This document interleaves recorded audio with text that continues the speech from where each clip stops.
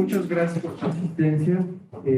Hoy la Maestría en Política y Gestión Pública y los programas de sustentabilidad y derechos humanos tenemos el gusto de dar la bienvenida a estas destacadas académicas que nos van a hablar. Tenemos a distancia dos maestras de la Universidad de Yucatán y otra maestra de Oaxaca que estuvo en Quintana Roo.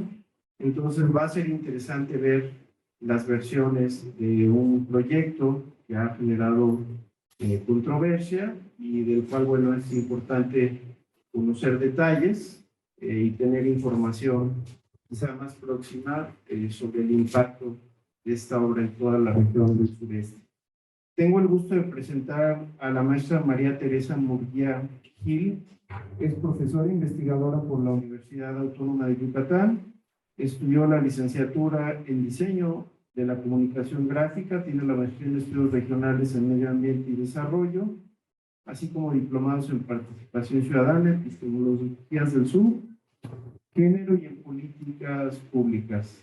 Es activista y defensora de los derechos de las mujeres y los pueblos ancestrales y ha acompañado la capacitación en Campeche, coordinó junto con Jóvenes Mayas la videorevista Tumbentán y ha sido consultora para el programa de Organización Productiva para las Mujeres Indígenas, en el PNUD para el programa de manejo de riesgos de la península de Yucatán y del Corredor Biológico Mesoamericano México, en el fortalecimiento y capacitación de consejos municipales de desarrollo rural sustentable en la zona costera. Es integrante de la Red de Género y Medio Ambiente del colectivo Sinergia y de la Sociedad Latinoamericana de Estudios Interculturales. Y en 2011, por su labor en la prevención de riesgos de desastres con enfoque de género, recibió el Premio Nacional de Protección Civil. Todas nuestras invitadas cuentan con 25 minutos aproximadamente y después vamos a abrir una ronda para la participación del público. Bienvenida, maestra María Teresa.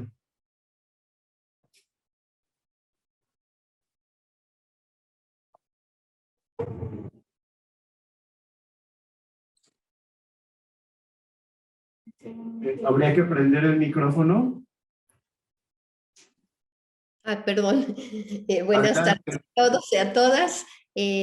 Gracias al panel por la invitación y pues espero compartir un poco esta experiencia a partir del trabajo en la península, que he trabajado con población, principalmente impactos sociales. Entonces, voy a tratar de compartir pantalla.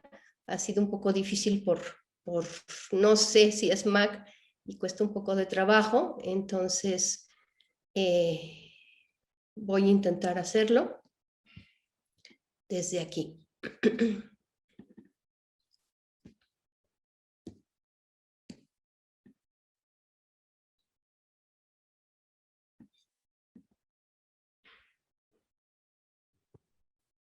¿Se alcanza a ver? Aún no.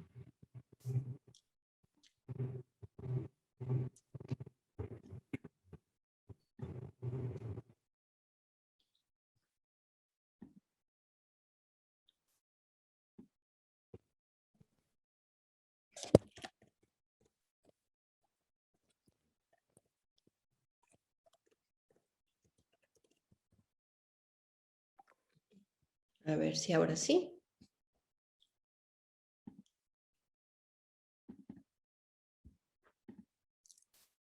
¿No? Parece que no se puede. Aún no lo vemos.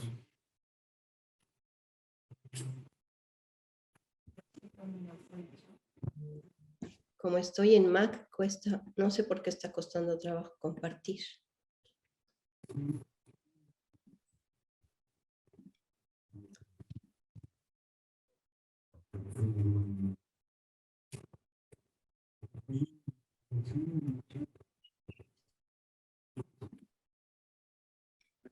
No sé si lo pudiera mandar por el chat del Zoom.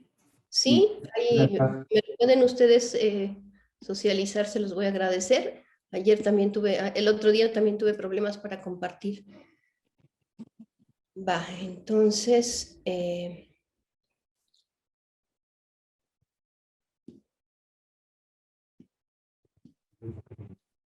Perfecto. Ahí está en el chat ya para que me puedan facilitar el compartir. Bien, mientras se puede abrir, voy narrando un poco este análisis que hago de los impactos del Tren Maya, pues tiene que ver con trabajo que se hizo previo en la península de Yucatán, en eventos sociales, culturales, de pueblos ancestrales, con quienes hemos estado trabajando varias organizaciones y académicos y académicas.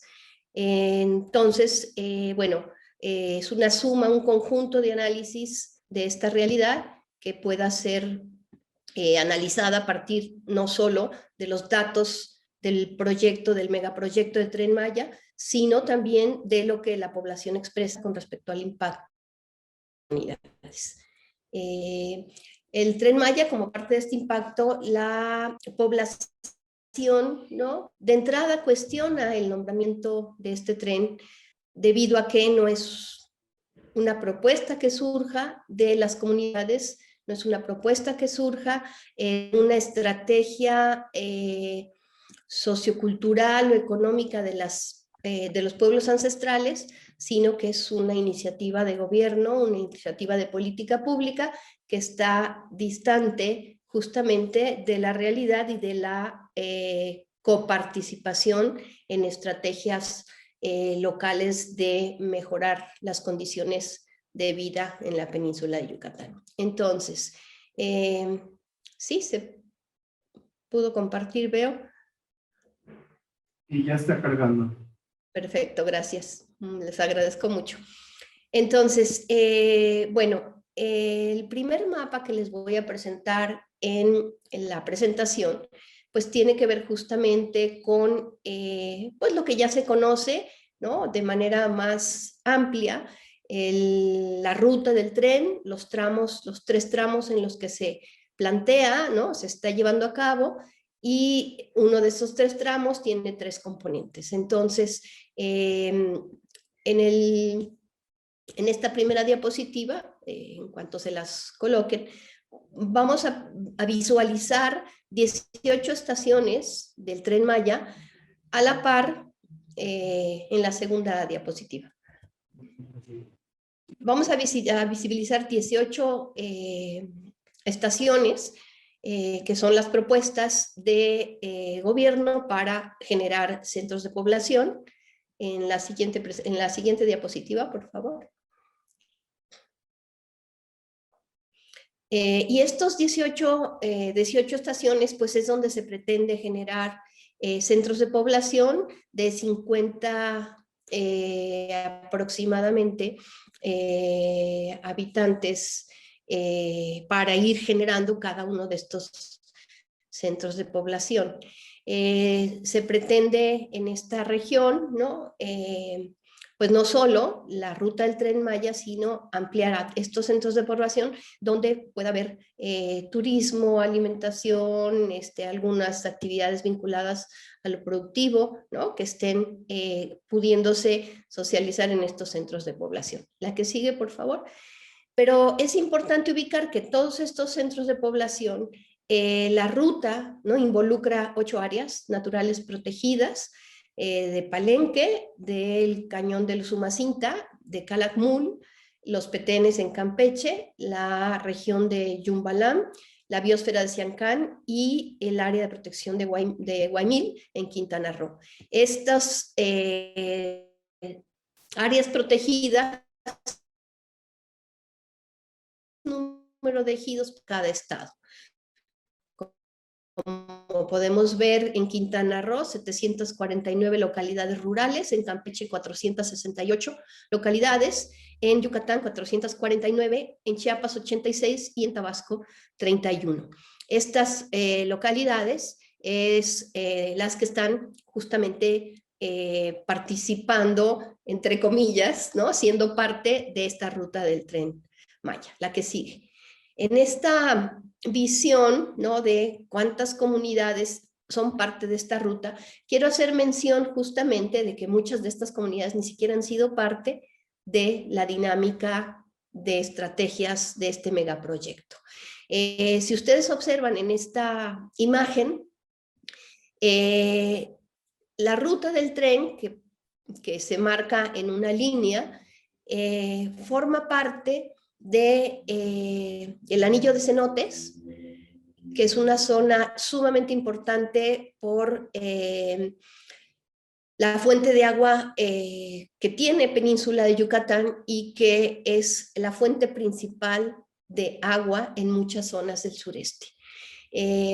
Por otro lado, la ubicación, si ustedes observan los manchones color verde, son núcleos agrarios. Todos esos manchones verdes, al ser núcleos agrarios, es que están delimitados y definidos a través de asamblea ejidal, todas las acciones que se hagan en estos núcleos agrarios de población. El 100% de los ejidos, perdón, de estos núcleos agrarios, el 100% son en estos ejidos. Y eso hace, ¿no?, como un componente importante la operación del megaproyecto, porque no están contempladas las comunidades cuando son sus núcleos agrarios, cuando son en su mayoría tierras de uso común, que podemos ver en la siguiente diapositiva, marcadas en verde, el mapa de arriba. Todas estas manchones verdes que ustedes observan ahí son tierras de uso común, que significa que para poder utilizarlas es necesario la asamblea comunitaria para que delimite si esas tierras de uso común van a ser rentadas, prestadas, en comodato, en inversión privada, si van a ser parte de alguna estrategia comunitaria en el marco de todo este proyecto. Y para decidir sobre este megaproyecto del Tren Maya, la asamblea de todos estos ejidos que les mencioné en la diapositiva, en 2 diapositivas anteriores, no han sido parte de las decisiones de gobierno. No hay participación, no hay una toma de análisis de la realidad local, cultural, social, de manera que puedan, a través de ese diagnóstico, establecer acciones o estrategias de bienestar o bien vivir en todos estos ejidos. Por el contrario, pues el gobierno ha decidido qué hacer en esta ruta y cómo hacerlo.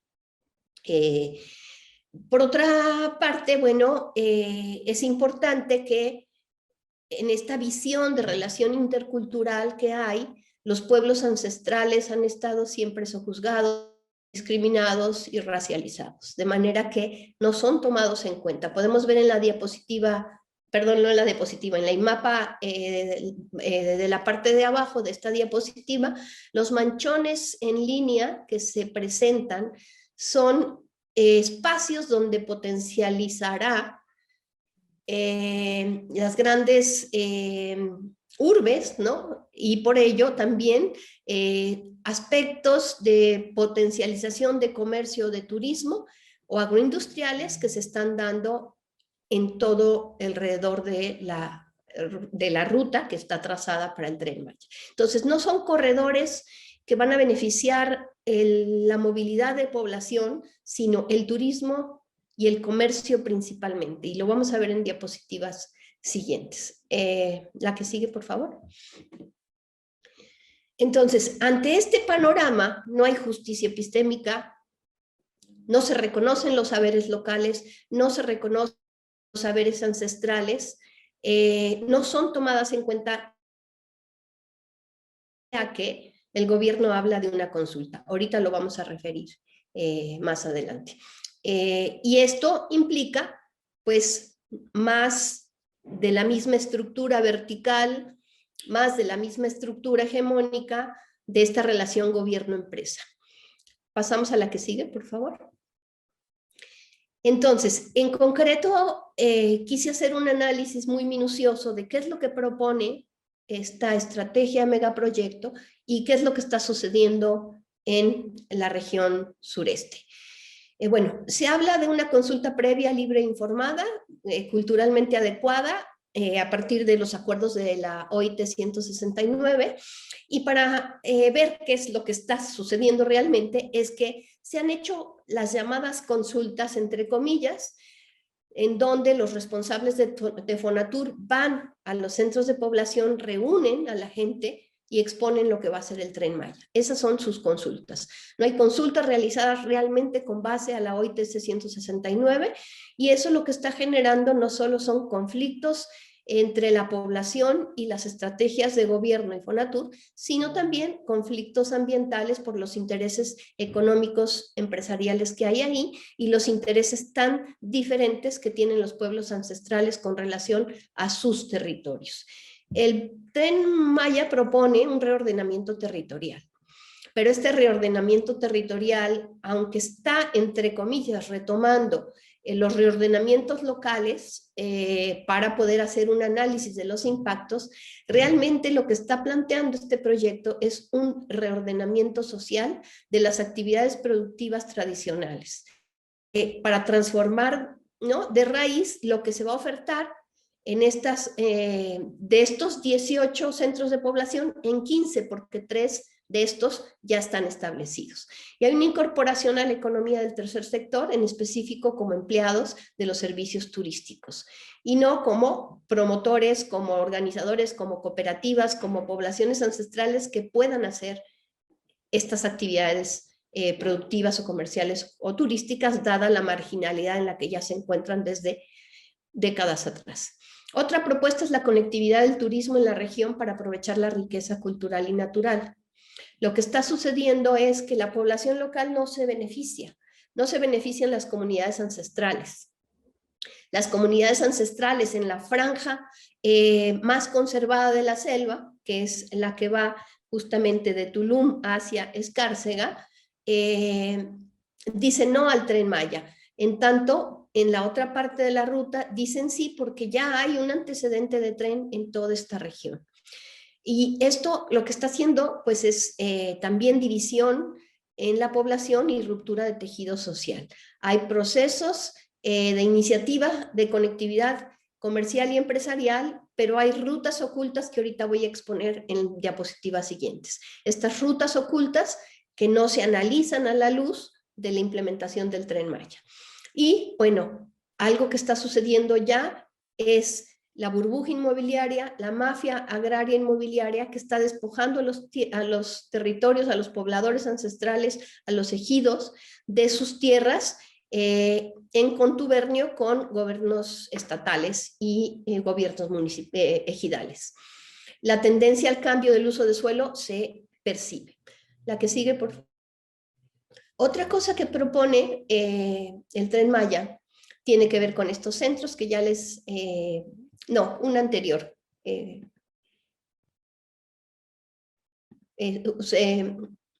La anterior.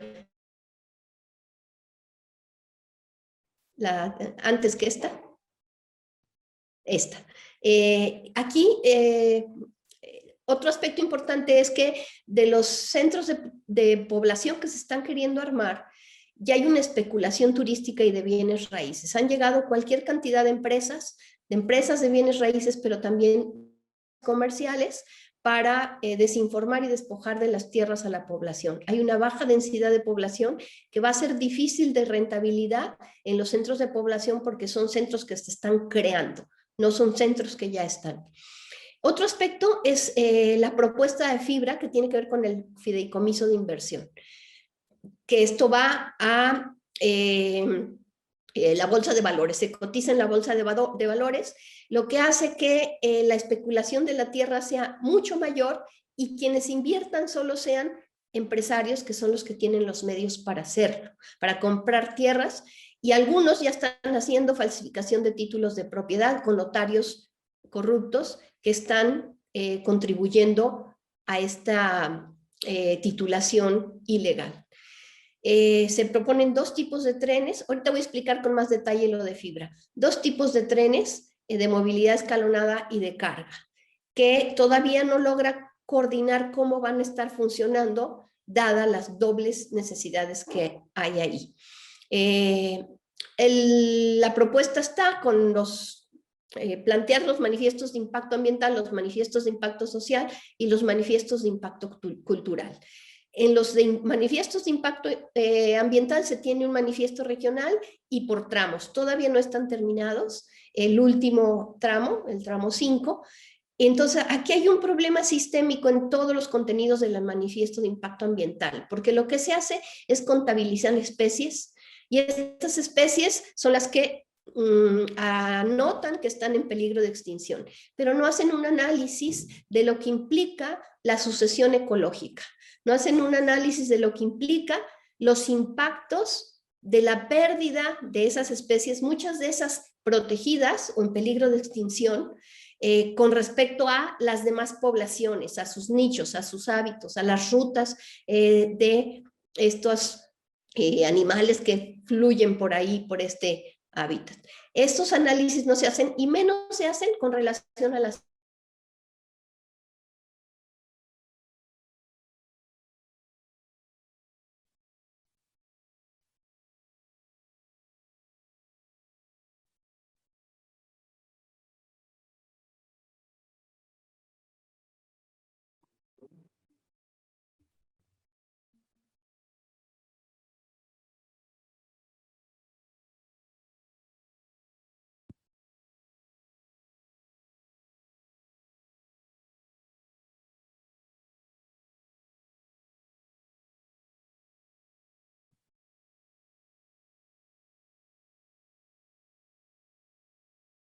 ¿Está desconectado? A ella se le fue el internet.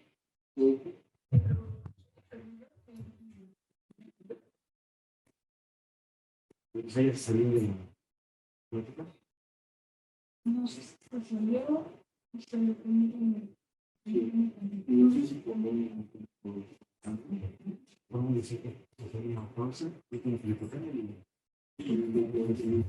Bueno, hubo problemas de conexión de nuestra ponente, entonces para optimizar el tiempo sugeriría que continuáramos con la maestra Alejandra Chang y bueno, en caso de que se conecte nuevamente, ¿ya regresó? Ah, perfecto. Maestra María Teresa, quizás si pudiera prender su micrófono y si se pudieran usar 5 minutos más para darle espacio también a las demás ponencias. Adelante, maestra. Muchísimas gracias. La siguiente diapositiva, por favor. La del mapa que habías colocado anteriormente. Entonces, en conclusión de todo este análisis, ¿qué es lo que está pasando ahí? La ruta del Tren Maya está asentada en una riqueza de intercambio comercial de petróleo. Pero no solo es eso. Al lado derecho vemos todas las empresas que están beneficiándose de esa riqueza petrolera. La que sigue, por favor. No solo son las rutas del petróleo, hay otras rutas que no están analizadas en los impactos sociales y culturales que tienen que ver con los zetas que están como parte del cártel, pero también con las rutas de comercio de estupefacientes, de cocaína, de drogas, y como lo podemos ver en el mapa más en color azul, de trata y de aspectos de venta de la sexualidad. Rutas identificadas ya hoy día de comercio sexual. La que sigue, por favor.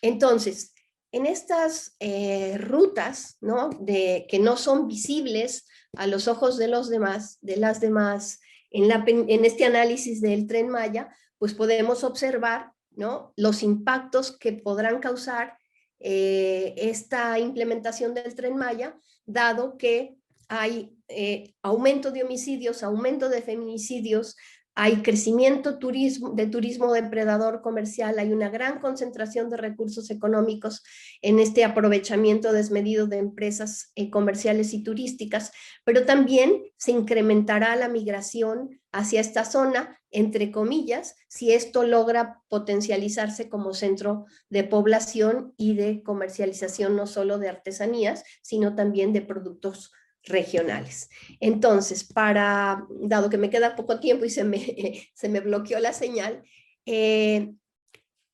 fibra es un mecanismo más de despojo porque los ejidatarios tienen que poner sus tierras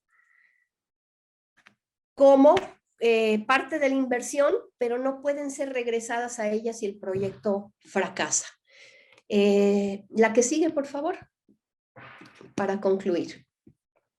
Este mecanismo de despojo, la que sigue, por favor, pone en la mirada distintas formas de ver la realidad. Por un lado, el occidental, que está en color salmón, en donde están planteando centros de población contra la propuesta cultural de comunidades ancestrales.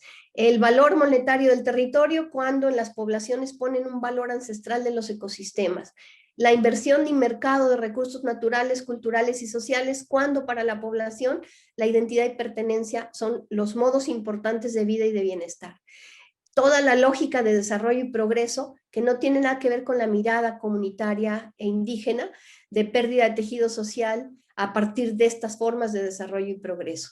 Y la folclorización de lo cultural que se está dando por el modelo neoliberal occidental contra toda la estrategia de defensa del territorio que se está dando en los pueblos ancestrales y no quieren más extractivismo cultural. Entonces, hay un incremento de violencia, hay un incremento de despojo y de resistencia indígena también ante estos patrones neoliberales de despojo.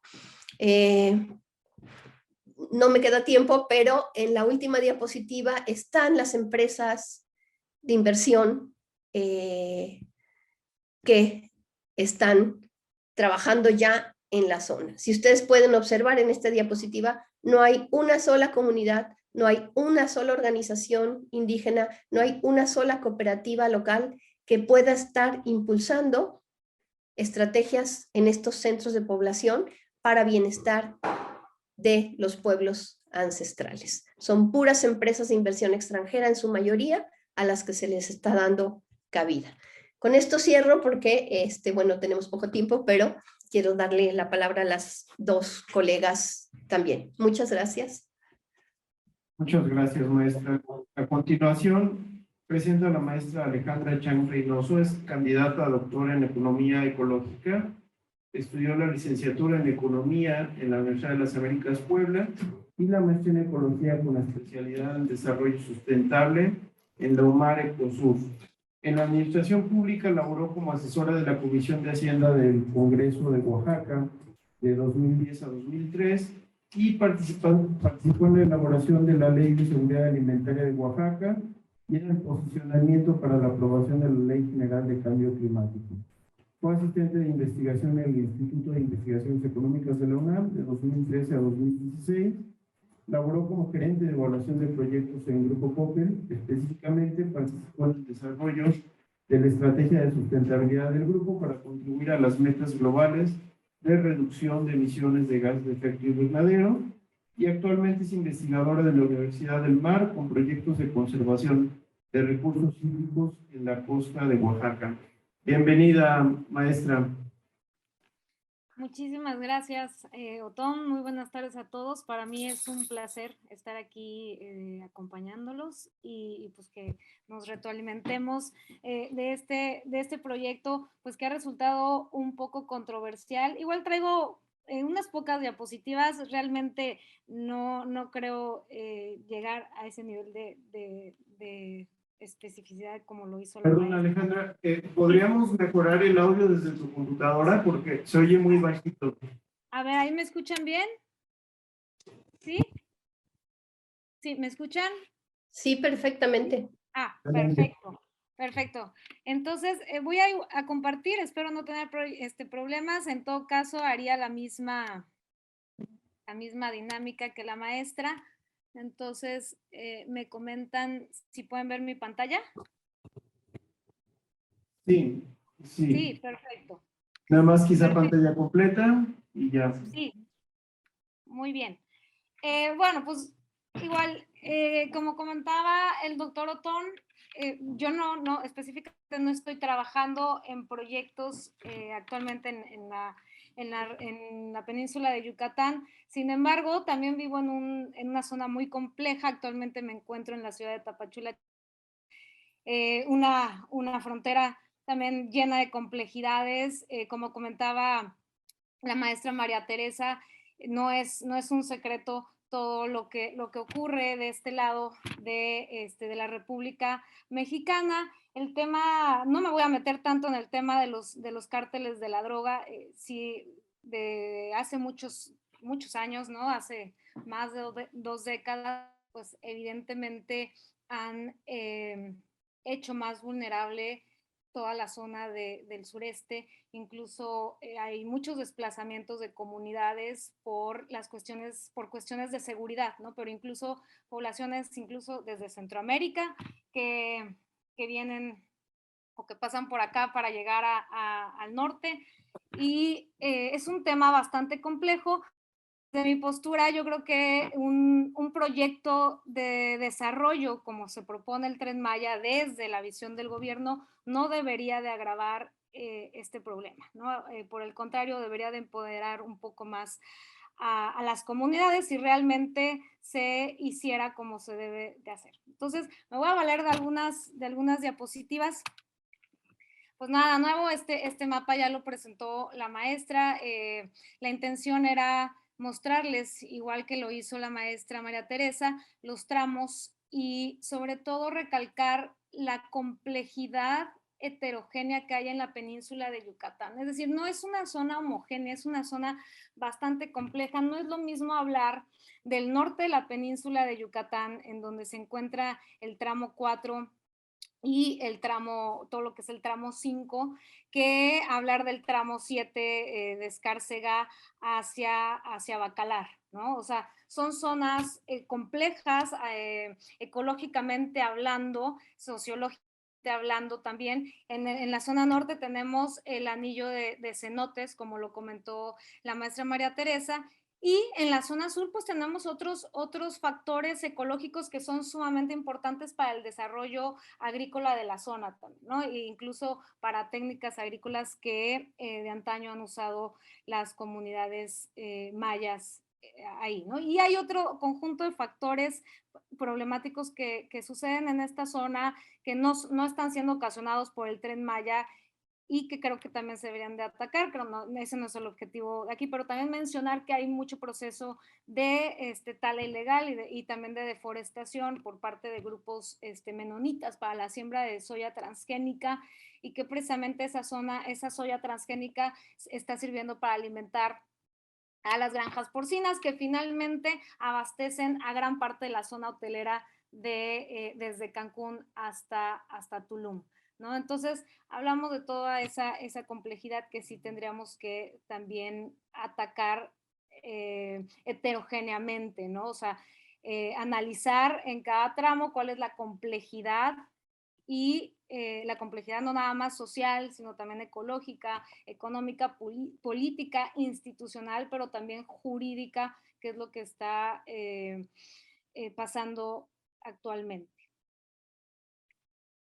Bueno, este es un mapa que presentó el Observatorio Latinoamericano de Geopolítica de la UNAM y lo que trata de mostrar aquí son las riquezas arqueológicas, todos los puntos rosas son las riquezas arqueológicas que están en ruta en el Tren Maya, o sea, desde algún vestigio, desde alguna pieza arqueológica hasta ruinas que se han encontrado. Entonces, pues vemos que hay una riqueza arqueológica también muy importante por la ruta del Tren Maya, pero también por la ruta del tren transísmico que de alguna u otra forma con el Tren Maya, ¿no? Entonces, este proyecto, que también es uno de los proyectos emblemas de esta administración, es un proyecto que se tiene pensado para, bueno, complementar el desarrollo del sureste, que sabemos que es urgente la necesidad de que el sureste mexicano, bueno, yo que vivo en el sureste, que vivo durante muchos años en el sureste mexicano, pues sabemos la necesidad urgente de detonar el desarrollo, ¿no? Entonces,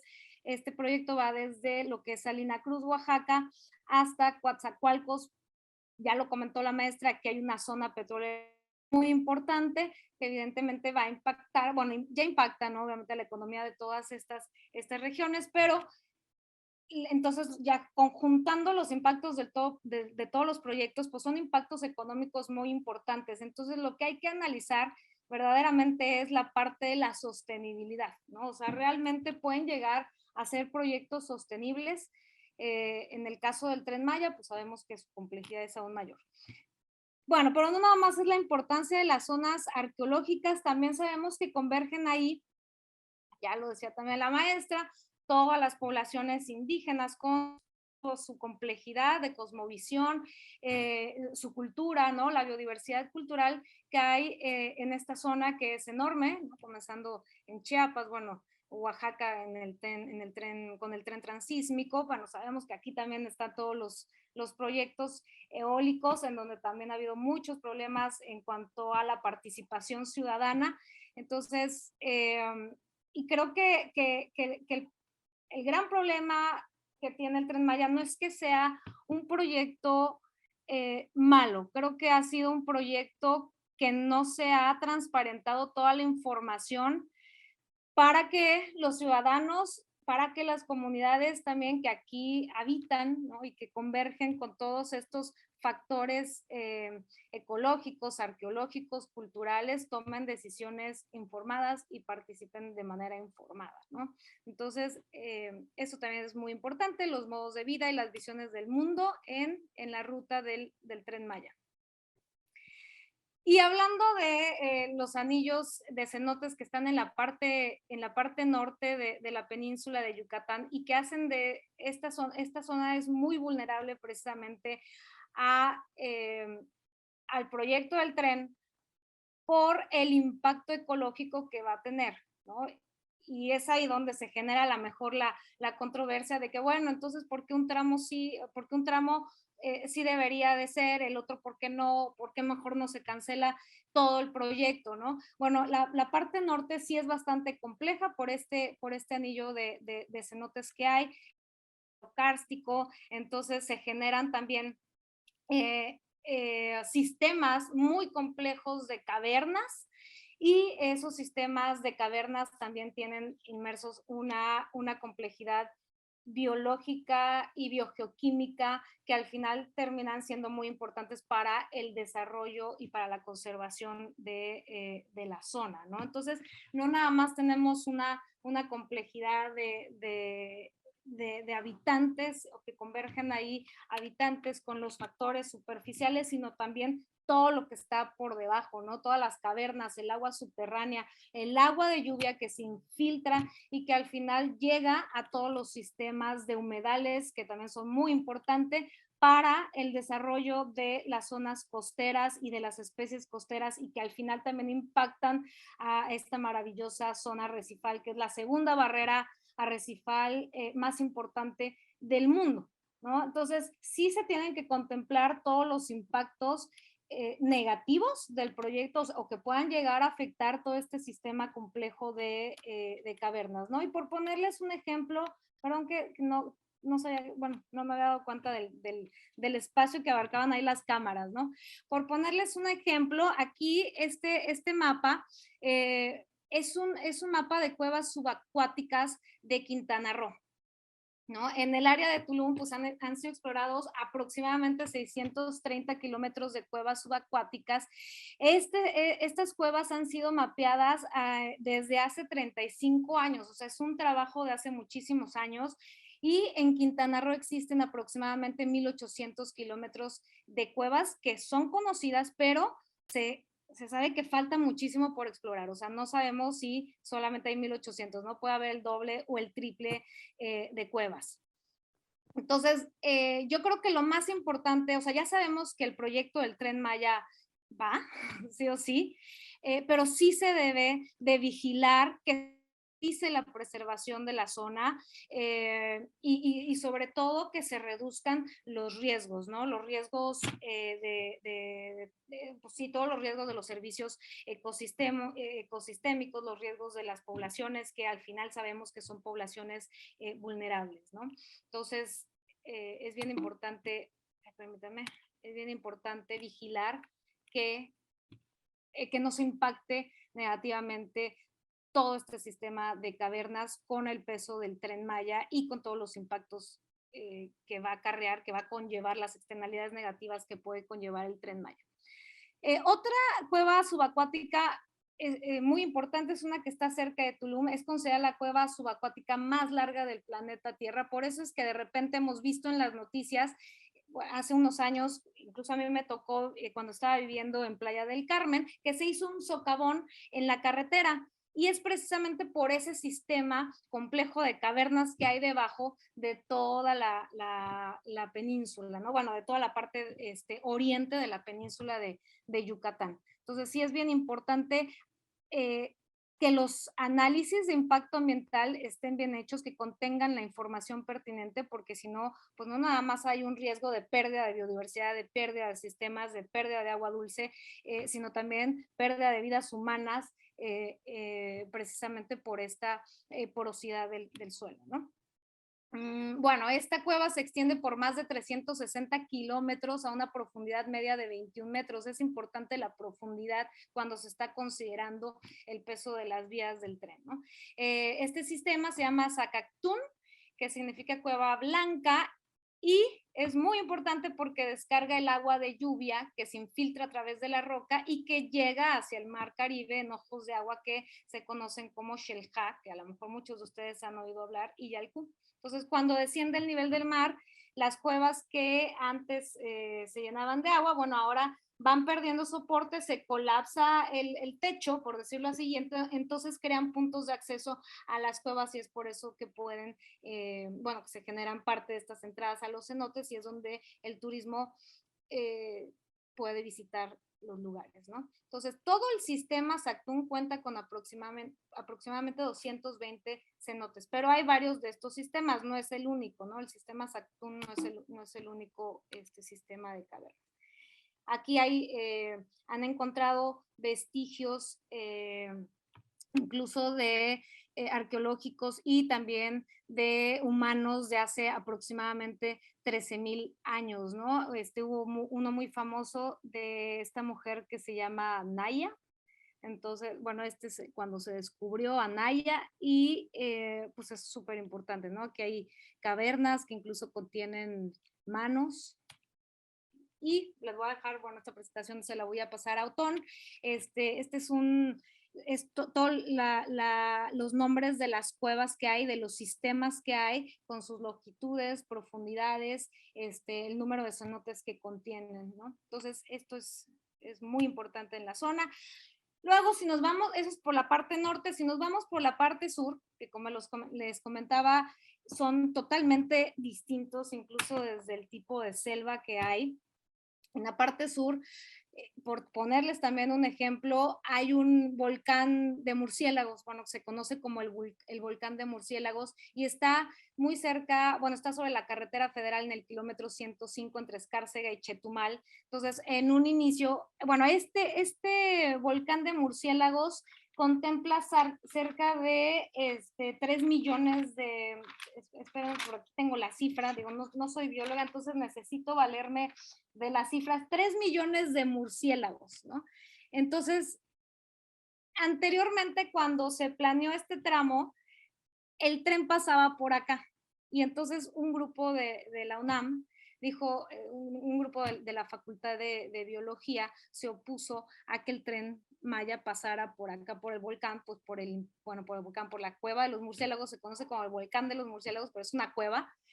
Se opuso por la biodiversidad que hay dentro, o sea, son 3 millones de murciélagos, pero además las toneladas de insectos que se generan, y obviamente los murciélagos son polinizadores, o sea, son grandes aliados de la actividad agrícola de la zona, ¿no? Entonces, se opusieron y al final lograron que el tren pasara por un costado, o sea, por el lado más arriba. Sin embargo, pues sabemos que esto de alguna u otra forma va a tener un impacto indirecto en estas especies. O sea, si bien el volcán de los murciélagos se va a conservar, pues de alguna u otra forma también va a haber, puede haber riesgos. Ahora, hablando de los factores socioeconómicos, porque decimos, bueno, ok, hay factores de biodiversidad muy importantes, factores ecológicos, pero para que un proyecto sea sostenible, pues también tenemos que atacar la parte de la pobreza que existe en las comunidades de la península. O sea, no todos son grupos originarios. Sabemos que los grupos originarios han sido fuertemente golpeados por todas las políticas, principalmente neoliberales, que se han suscitado en los últimos años, en las últimas décadas en México, y lo menos que queremos es que el Tren Maya se convierta en otro nuevo proyecto neoliberal que al final termine por despojar las tierras a todos estos grupos de personas que habitan en la península de Yucatán y parte del norte de Chiapas y Tabasco, ¿no? O sea, si bien Chiapas no es parte de la península de Yucatán, pues el Tren Maya también pasa por acá, por el norte de Chiapas, ¿no? Si observamos este mapa de Coneval del 2020, la población en situación de pobreza, pues vemos que está fuertemente concentrada en los estados de Oaxaca, de Chiapas, pero dentro de lo que es Campeche, Yucatán y Quintana Roo, también existen municipios con un fuerte componente de pobreza. Lo mismo para las poblaciones en situación de pobreza extrema.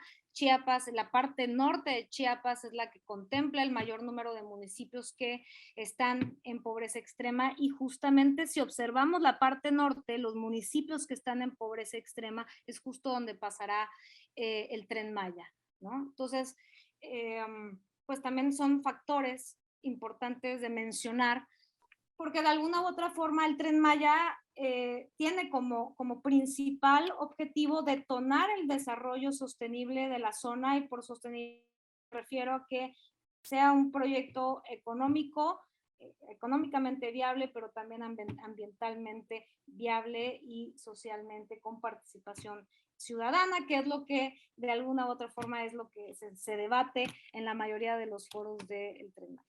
Entonces, lo que no queremos es que se llegue a este tipo de panorama. La parte oriente de la península de Yucatán está fuertemente afectada por actividades antropogénicas. Tenemos todo lo que es desde Cancún hasta Tulum. Pues la realidad es que los grupos de hoteleros prácticamente se han adueñado de toda esta zona. Hay una fuerte sedimentación hacia los arrecifes de coral. En algunos lados ya han desaparecido los arrecifes de coral, por eso es que los huracanes también impactan con mayor fuerza cuando entran a la península.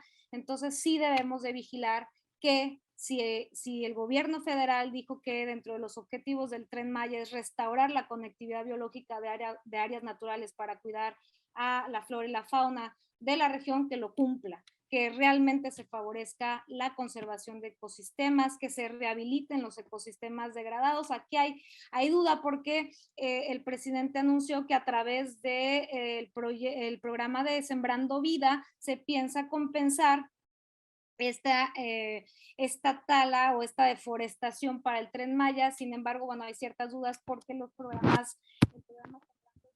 en algunas zonas está causando incentivos, lo que se conoce en la economía como incentivos perversos. O sea, la gente está deforestando para meter árboles frutales y de esa forma recibir incentivos económicos, ¿no? Entonces, sí hay que tener cuidado al momento de usar los programas sociales para compensar, que realmente se reduzca la tala ilegal, que se fomente la producción agrícola y ganadera amigable con el ambiente, es decir, ya este tipo de producción porcina que hay en la zona se acabe, que sea mucho más sostenible, que se genere una economía basada en el aprovechamiento responsable y que realmente se impulsen las actividades económicas con menos, que sean de menos intensivos de uso de suelo y de los recursos naturales. Y aquí también es bien importante porque me parece que hay una deficiencia en la información sobre los usos de suelo en los ordenamientos ecológicos territoriales de todos los municipios donde va a pasar el Tren Maya, ¿no?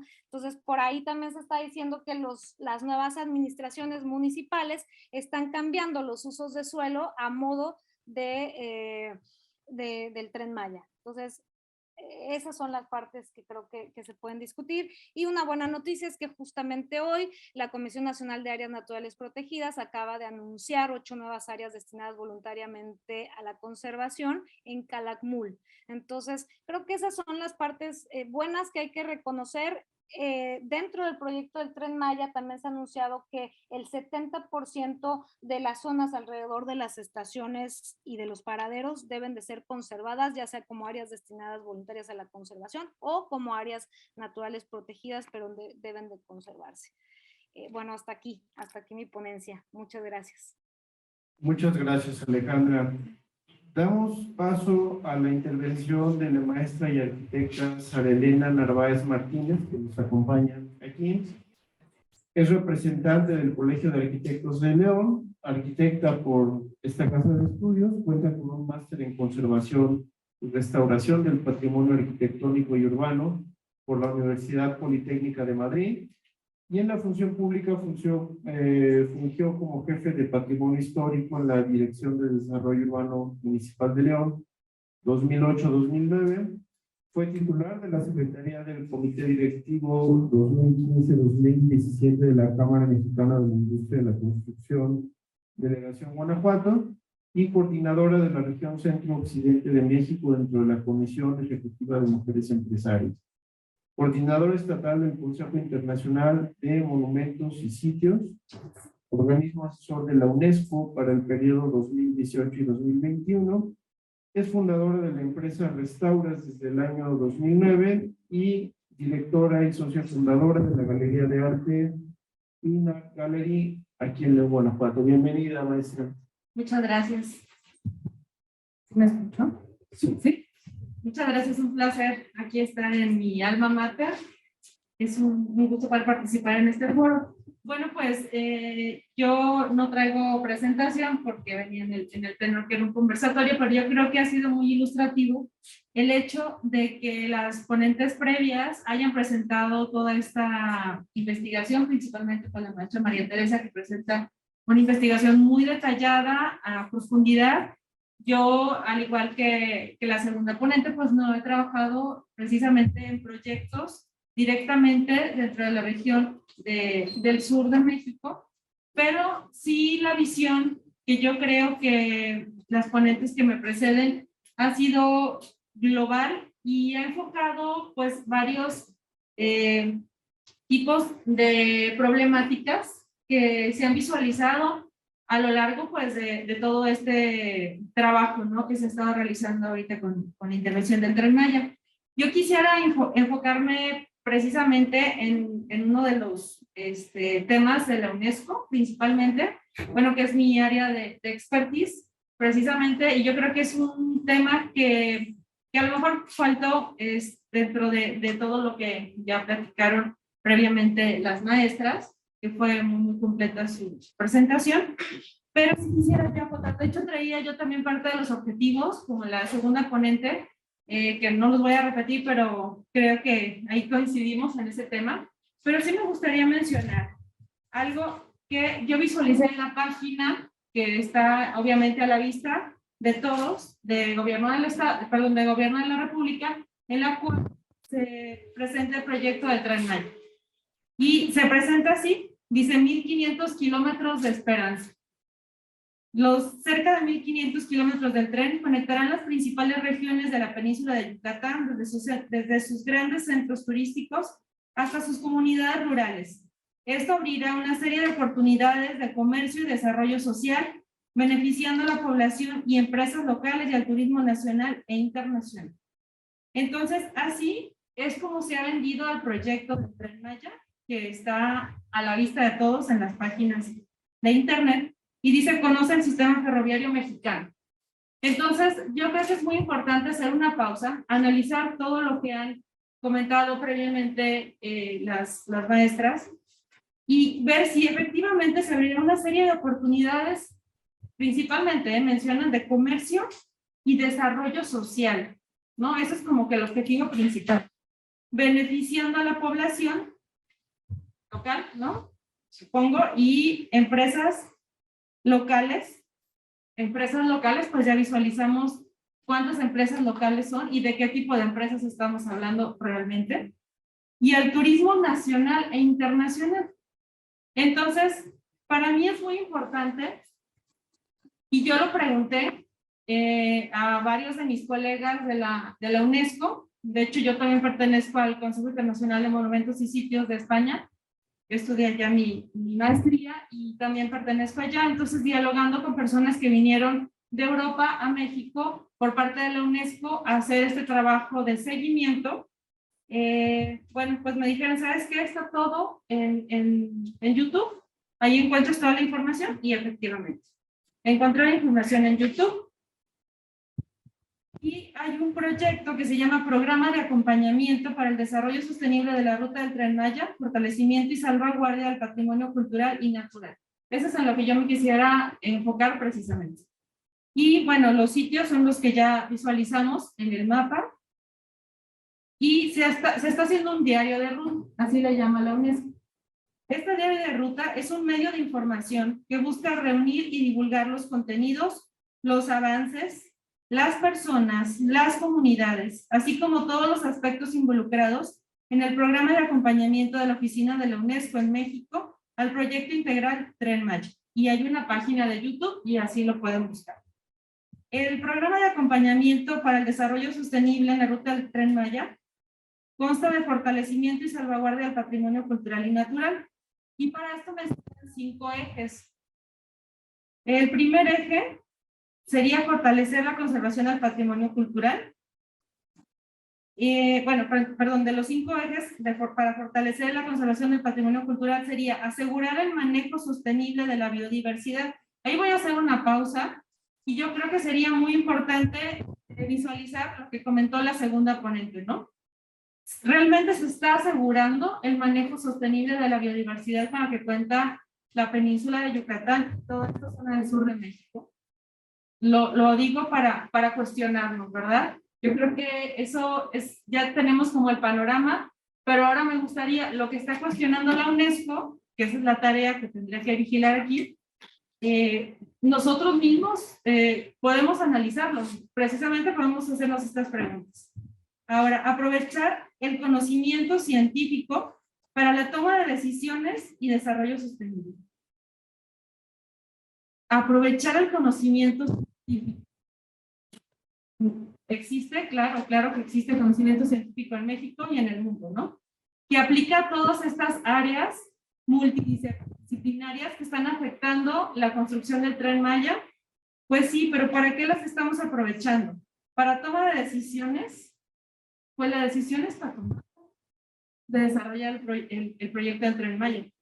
Ahora, yo quiero hacer una pausa y yo como arquitecta y también urbanista, nosotros cuando desarrollamos un proyecto en cualquier parte del territorio mexicano, llámese pequeño, grande, siempre se tienen que hacer estudios previos y preliminares. Aquí es un proyecto sumamente grande, es un megaproyecto, como ya se mencionó. ¿Qué tipo de estudios se hicieron? Los estudios que se hayan hecho, se hayan presentado, ¿cuánto tiempo tomó realizarlos?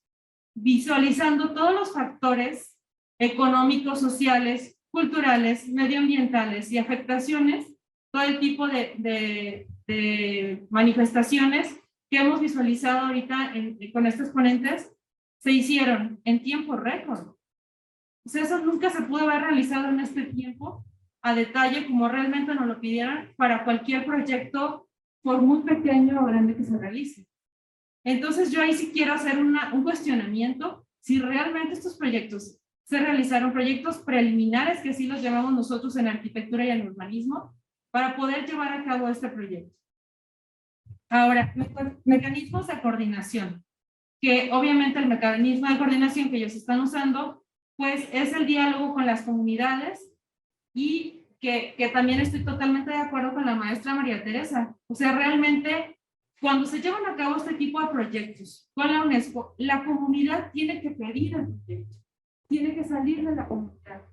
Y aquí fue al revés, fue una imposición que se hizo hacia las comunidades locales. Entonces, visualizar que es un proyecto a la inversa, ¿sí? No sería un proyecto viable ya de inicio el hecho de que tú le impongas un cambio de modo de vida, un cambio en todas sus manifestaciones sociales, culturales, económicas. Entendemos que el territorio mexicano pues es variado del norte a sur y centro. Todos tenemos situaciones y tenemos detonantes tanto positivos como negativos en todos los ámbitos que lo podamos visualizar. También se ve en el mapa que planteó la segunda ponente, pues cuáles son las zonas que realmente tienen mayor carencia socioeconómica. Y sí, realmente están en esas zonas. Pero ¿qué estamos haciendo con la cuestión medioambiental? Estamos destruyéndola totalmente. Y también, si ustedes se meten a la página del Gobierno de la República, en la página dice que se va a llevar a cabo programas de conservación, ¿no? Que también ya lo mencionaron. Yo como restauradora, y lo aplico también a lo que es medio ambiente, y también lo visualizo en la parte de las ruinas, en la parte paleontológica, también que no se ha hablado, pero también en la parte paleontológica. Ahí, ¿cómo visualizamos la parte de la conservación? Tú conservas algo que existe, ¿sí? No destruyas para conservar. Entonces, aquí hay una incongruencia en las acciones y en cómo se están llamando, o sea, los nombres que se están utilizando no serían los nombres correctos. Entonces, no son acciones de conservación. ¿Qué tipo de acciones serían? ¿Destrucción y rehabilitación? No sé, ahí me cuestionaría yo mucho cómo están utilizando la terminología técnica. Ahora, en el primer eje, lo que pretenden es realizar una articulación efectiva, monitoreo y evaluación, análisis de riesgos y seguimiento de las actividades. Para esto sería identificar las capacidades de agentes claves, identificar el marco de responsabilidad de implementación de políticas públicas y gestión del conocimiento. Entonces, bueno, en cada uno sí me gustaría que se hiciera una pauta y un análisis, ¿no? Para ver si se está llevando a cabo tal cual se plantearon como objetivos. En el segundo eje sería desarrollo económico inclusivo, que yo ahí también haría una pausa grandísima. Si realmente es inclusivo el desarrollo económico. Eso es bastante cuestionable. Promoción de las industrias culturales para su participación en el flujo de bienes y servicios culturales. Fortalecimiento de las industrias culturales, turismo cultural y natural sostenible e inclusivo, prácticas productivas tradicionales del medio rural con alto valor ecológico y cultural. Vamos a hacer una pausa en las industrias culturales. Para que exista una industria cultural, ya tiene que existir un antecedente dentro de la comunidad o del área que se va a realizar ese trabajo de industria cultural. Ahora bien, aquí hay un cuestionamiento, porque realmente no todas las comunidades que existen en el sur de México se dedican a las industrias culturales, ¿no? Realmente la mayoría de las comunidades se dedican pues a la agricultura, a medios de sobrevivencia personal, ¿no? Pero no realmente a que yo sí lo podría también traducir igual que la primer ponente, a que sería pues una especie de folclore creado de México para poder atraer el turismo internacional. Entonces, para mí sería el estar jugando realmente con la gente que vive y que tiene años viviendo en esas zonas para tratar de traer atractivos turísticos a la zona. Se les está involucrando en una serie de proyectos que ellos no realizan. Vamos a poner un ejemplo, desconozco, pero a lo mejor habrá una comunidad que le diga, bueno, tú vas a desarrollar cestos de mimbre, ¿no? Ya todos vamos a desarrollar cestos de mimbre. ¿Por qué? Porque se está imponiendo que se realice una actividad cultural, aparentemente, pero la cual va a tener una comercialización. Entonces, ahí ya hay un objetivo realmente que viene de arriba y no se está pensando realmente en la comunidad. Entonces, esto de industria cultural a mí me hace mucho ruido porque realmente no me llama ningún tipo de lógica que cada comunidad tuviera alguna industria cultural que habría que detonar para que viniera el turismo. Entonces, realmente, pues, es crear un Disneylandia, ¿no? En la parte, este es el eje 2. El eje 3, desarrollo social y patrimonio cultural. Vamos a ver qué nos dicen. Y estos son los puntos que están vigilando, ¿eh? Promover el reconocimiento de la diversidad cultural y del patrimonio cultural como factor para la participación comunitaria. ¿Se está promoviendo el reconocer la diversidad cultural? No, ¿no? Yo creo que se está imponiendo. El otro punto es diálogo para la cooperación cultural internacional, nacional y local. Bueno, pudiera ser, ¿no? Que se tratara de hacer un diálogo como ya dijimos, con todas estas entidades, pero pues de dialogar, pues aquí no podemos pasar horas, ¿no? Pero pues el diálogo es un tema preliminar a un proyecto ya aterrizado. Patrimonio cultural inmaterial, que es lo que estábamos hablando.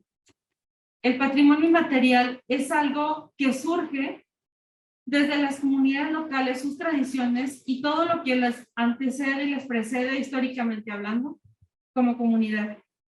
Eso sería lo que se tendría que detonar, sí, pero no imponer otro tipo de actividades. Patrimonio histórico y urbano.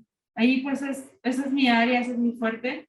Y el día de hoy escuché en el radio, en las noticias, que hoy se habían descubierto 58 sitios arqueológicos más dentro del tramo donde está desarrollando el Tren Maya. Ahora, a mí, alguien podría decir, uy, qué maravilloso, ¿no? 58 sitios arqueológicos más. ¡Wow! México tiene un potencial impresionante. Bueno, es que eso ya lo sabemos. Sabemos toda la historia del sur de México, sabemos la historia de los mayas, sabemos la parte paleontológica también, desde los mamuts y de todo lo que precedió a lo que es nuestro país actualmente. Eso lo sabemos. Pero a mí me preocupa sumamente, de una forma sumamente, no sé cómo explicarlo yo como restauradora. Digo, si los bienes históricos, artísticos, arqueológicos y paleontológicos que tenemos ahora no los cuidan, digo, el INAH, ¿no? El Instituto Nacional de Antropología e Historia. ¿Qué va a hacer con 58 más o con 225 más o con 590 o con no sé qué número más? ¿Qué va a hacer? Es un problema realmente. Las cosas, vamos hablando en un panorama y no me quiero meter a términos muy técnicos de mi área como restauradora y conservadora. Si se encuentra, por ejemplo, un sitio arqueológico y está bajo tierra, está mejor conservado bajo tierra que cuando retiras la tierra. Para empezar a retirar tierra ya es un problema porque se pueden venir abajo toda la estructura de ese sitio, ¿no? Porque se mantuvo con la tierra. Tú empiezas a quitar tierra y lo que puede hacer es que se empiece a desmoronar, se caiga. Entonces, encuentras 58 más al día de hoy. ¿Qué va a hacer México y el Instituto Nacional de Antropología e Historia para cuidar 58 sitios? Entonces, para mí es algo que me preocupa mucho y que realmente pues lo vivimos en nuestras ciudades. Están cayendo las construcciones históricas. ¿Y por qué se caen? Pues porque no hay dinero para conservarlas, porque el Instituto Nacional de Antropología e Historia solamente tiene, por ejemplo, digamos en nuestro estado, en Guanajuato, tiene 5 arquitectos y esos 5 arquitectos tienen que ver todos los municipios del estado. Y no se dan abasto. No hay, o sea, si hay profesionistas, no los hay dentro del Instituto Nacional de Antropología e Historia. Entonces, la parte de la conservación de los bienes arqueológicos y los bienes históricos que se están descubriendo en estos tramos, yo creo que es un punto rojo, ¿no? Para ver qué va a hacer México con esto. Ahora, la parte del eje 4, que es medio ambiente y gestión del agua. Un tema sumamente importante, el agua, y yo, bueno, ya lo platicó también aquí la segunda ponente con el tema de las cavernas. Yo creo que ahí también cabe mencionar que toda esta zona del sur es piedra caliza. La piedra caliza es sumamente frágil y lo que ya lo expuso perfectamente es muy fácil que colapse cuando está socavado, ¿no? El terreno. Entonces, a mí me preocupa, como arquitecta, viendo la parte de la construcción de las vías del tren, que obviamente pues te tienes que cimentar en la tierra, ¿no? Pero pues la tierra ya es piedra caliza. ¿Y qué pasa si está socavada? Tú ahí empiezas a crear un impacto sobre ese tipo de terreno, pues obviamente vas a provocar que haya un colapso, derrumbe o que alrededor exista otro tipo de afectaciones en el suelo. Entonces, desde ahí ya hay un punto en el cual va a existir un desequilibrio ecológico y también la parte de la afectación de la tierra. La otra parte que también quisiera ver es la gestión territorial, cómo se está manejando. El hecho de crear sitios o ciudades para vivir con 50 personas, sinceramente me parece totalmente irreal. ¿Te vas a llevar ahí a vivir 50 personas y que entre esas 50 personas empiecen a detonar ciudades? No funciona así la cosa con el urbanismo. Creo que también ahí hay un cuestionamiento. La parte de productividad, manejo sostenible y conservación del medio ambiente, para mí está totalmente en riesgo ya con todo lo que expusieron previamente los ponentes. Sostenibilidad, financiera de las reservas de la biosfera. Otro tema importantísimo. Hay una reserva de la biosfera que está en la parte, digamos que es en la parte noreste. Y yo creo que se está, pues no sé de qué forma, se está tratando de camuflajear esta parte de que no va a afectar porque queda un poco más lejos de los tramos donde va a pasar el tren. No, creo que todo esto es un ecosistema que está conectado y yo creo que se tiene que pensar muy bien qué afectaciones tiene con la reserva de la biosfera. La mitigación del impacto de los recursos hídricos, híjole, si no podemos mitigar los impactos de los recursos hídricos actualmente por el cambio climático, ahora si estamos haciendo una afectación específicamente en un sitio más del cambio climático, creo que ahí se tendría una problemática mucho mayor. Y bueno, el eje 5, el último, que es la comunicación institucional. Comunicar ejes, objetivos y proyectos de la participación de la UNESCO en el proyecto. Pues bueno, yo creo que sería visualizar que la UNESCO realmente pues está haciendo el llamamiento que le corresponde, pero sí me gustaría que pues todos pudiéramos dar seguimiento, ¿no?, a estos puntos de evaluación y que prácticamente están en la red. Por mi parte sería todo. Muchas gracias. Entonces, abriríamos un espacio a preguntas, comentarios. Siéntanse en confianza y quienes están atrás, y aquí hay lugares adelante, entonces con confianza pueden pasar. Adelante.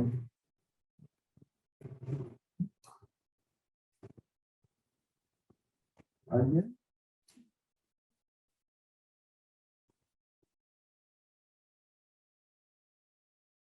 Bueno, en lo que quizá se va pensando en alternativas, yo quería preguntarles, me llama la atención que, por ejemplo, se construyó un aeropuerto en Tulum, se privatizaron las playas, ocurrió lo de Cálica, y como que apenas ahora se dan cuenta que existe pues una problemática en el sureste, ¿no? Entonces, en este sentido, mi pregunta es, desde sus visiones, ¿qué modelo podría ser viable para el desarrollo del sureste, dado que es un problema estructural muy conocido, que hay altos índices de desarrollo en el norte, en el centro, pero en el sureste evidentemente hay un problema de un Producto Interno Bruto pues con serios déficits y quizá algunos de los municipios más pobres? ¿Cómo visualizan las alternativas de desarrollo para el sureste? Adelante, Alejandra. Muchas gracias, Otón, por volverme a ceder la palabra. Esa es una pregunta muy buena, ¿no? Yo creo que todos visualizamos el desarrollo del sureste con urgencia, y más los que vivimos acá en los estados involucrados, en Chiapas, y que veo todos los días el éxodo de las poblaciones migrantes que pasan por acá todos los días, y es lamentable, ¿no? O sea, yo creo que no podemos tampoco caer en el pesimismo de que el proyecto del Tren Maya, como les comentaba, es todo mal. O sea, yo creo que puede llegar a ser un buen proyecto al final si vemos la cantidad de gases de efecto invernadero que emiten los trenes con la cantidad de gases de efecto invernadero que emiten las carreteras, pues evidentemente es mucho menor lo de un tren, ¿no? Pero sí se tiene que transparentar información y se debe de, como comentaron ya todas las maestras, se debe de contemplar las manifestaciones de impacto ambiental adecuadas. Ahora, yo creo que hay algo que tú comentas muy bien, y que es la pobreza extrema en la que estamos sumidos, sobre todo los estados de Oaxaca y de Chiapas, y en cierta forma aquí en Chiapas hace muchos años, y todos lo saben, hubo un levantamiento armado que fue el zapatismo, y el zapatismo trajo como consecuencia lo que se conoce como el zapaturismo, y que fue lo que detonó también toda la parte de desarrollo de la zona de los Altos de Chiapas, San Cristóbal, y se empoderaron mucho de las comunidades alrededor de la zona, como fue San Juan Chamula y otras comunidades, ¿no? Entonces, no siempre el turismo rural sostenible es malo, al contrario, yo creo que más bien lo que se requiere es un turismo rural sostenible para las zonas, es lo que se tiene contemplado dentro del proyecto del Tren Maya, que se pueda desarrollar este turismo. Y en cuanto a la participación ciudadana, porque estamos de acuerdo y en muchos debates y sobre todo del lado de la academia se ha expuesto que a las comunidades no se les consultó y mucho menos se les informó al momento de tomar la decisión del proyecto. Creo que ahí sí se puede transparentar un poco más la información, pero en esa parte, y yo no estoy tan segura de que los pueblos tengan que, estamos romantizando la pobreza extrema de los pueblos originarios, en donde de por sí ya hay una fuerte movilización por despojo de tierras, por expropiaciones, como lo que sucedió, por ejemplo, con las comunidades mijes en el estado de Oaxaca, y también por narcotráfico y por muchos otros factores, ¿no? ¿De qué manera entonces se les puede empoderar económicamente? Digo, muchas veces son poblaciones en donde ya hay una descomposición del tejido social porque el padre o la madre se tienen que ir a trabajar a Estados Unidos o se tienen que ir a Cancún a vivir para poder trabajar de meseros en los hoteles. Entonces, ¿de qué manera se pueden quedar en sus comunidades? ¿De qué manera se puede detonar el campo o que ellos puedan tener esta soberanía alimentaria sin que sean afectados por las políticas del Telecán, ¿no? O sea, beneficiarlos si no es con este tipo de megaproyectos. Entonces yo sí creo que este tipo de proyectos pueden ser buenos, bien planificados, bien vigilados y con bastantes candados para que el mercado no se adueñe de este tipo de proyectos. Gracias. Adelante, María Teresa. Bien, muchísimas gracias y gracias por tu pregunta. Me parece importante reflexionar aquí sobre de qué modelo estamos hablando. Generalmente nos adscribimos al modelo de desarrollo global, este modelo de desarrollo que es un modelo depredador que se ha evaluado, se ha analizado, que ha generado más pobreza, más marginalidad, más condiciones de vulnerabilidad en la población, sobre todo la feminización de la pobreza. Y esto en un modelo de megaproyecto no cabe para el análisis. ¿Por qué? Porque la estrategia viene ya como precedente y dada por sentado que será ese modelo el que va a generar riqueza, ese modelo el que va a reducir la pobreza, ese modelo el que va a plantear alternativas para que las poblaciones como objeto de política tengan beneficios. Mi pregunta también está considerando aquí el por qué tenemos que darles a las poblaciones de las comunidades proyectos que creemos que son buenos, que son de desarrollo. Cuando las poblaciones tienen todo un conocimiento vasto de lo que pasa en sus territorios, de los problemas que hay en sus territorios y de las propias estrategias que podrían desarrollar para mejorar sus condiciones de vida. Y esto no es una cuestión, por un lado, ni de romantización ni de folclorización, sino de la realidad de lo que ellos y ellas plantean. Y voy a poner solamente un ejemplo respondiendo a tu pregunta, ¿no? En la península de Yucatán, no voy a referirme tanto a Tabasco y a Chiapas, porque, bueno, conozco un poco menos ese panorama, pero en la península de Yucatán hay al menos 3 redes, una indígena y otra de turismo sustentable, y otra de proyectos alternativos, que están planteando el turismo de otra manera. El turismo comunitario, el turismo social, el turismo sustentable, el turismo de beneficio comunitario, en donde las estrategias que se han registrado en esta red de turismo alternativo, por ejemplo, son iniciativas de éxito de muchas organizaciones indígenas o rurales que hoy día están ofreciendo servicios de turismo alternativo. Esto no está integrado ni contemplado en el Tren Maya, porque no es a gran escala, porque no es este turismo comercial, ni tampoco este turismo que atrapa para quien está planteado este Tren Maya, ¿no? Ese gran turismo que viene a Cancún y que se pueda desplazar al interior de la península para seguir conociendo con base en sus intereses comerciales o de turismo más depredador, por así llamarlo, ¿no? Entonces, ¿por qué no? Cuando se habla de un modelo de desarrollo, rompemos ese esquema y preguntamos a las comunidades qué están haciendo para resolver sus problemáticas. ¿Por qué no integrar toda esta alternativa de redes de turismo alternativo que ya están, que si realmente hubiera un beneficio sustentable o un beneficio para las comunidades ancestrales, las comunidades rurales, no necesariamente mayas, ¿no? Puedan ser beneficiadas con estas alternativas? No están incorporados. Se habló incluso con Fonatur, en uno de los responsables de estas redes, para plantear, ¿no?, el fortalecimiento y el impulso de toda estrategia de red alternativa. Y no se llegó a nada. No se logró acordar absolutamente nada con relación a qué iba a pasar con estas alternativas de turismo alternativo con relación a los centros de población, porque ni siquiera las poblaciones van a poder incidir en estos centros de población porque no tienen dinero para invertir, más que la tierra que van a perder si la invierten para generar estos centros de población. Entonces, respondiendo en concreto a tu pregunta es, yo desde el trabajo que hago en comunidades indígenas, en comunidades mayas y en comunidades rurales, la población tiene mucho conocimiento, pero se les toma como ignorantes.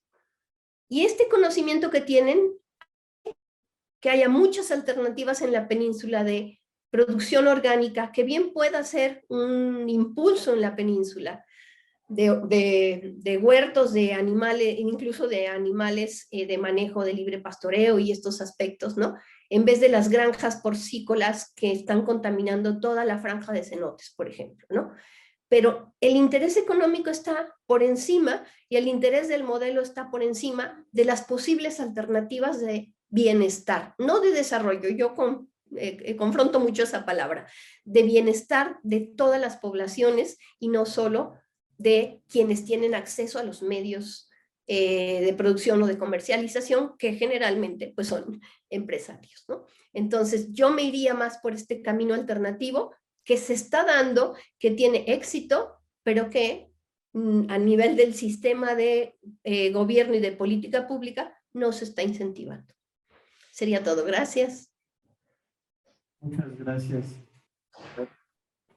Gracias. Pues yo quisiera acotar, ahora que lo comenta, sobre si existe un código de conducta en el turismo sostenible, y sí lo hay.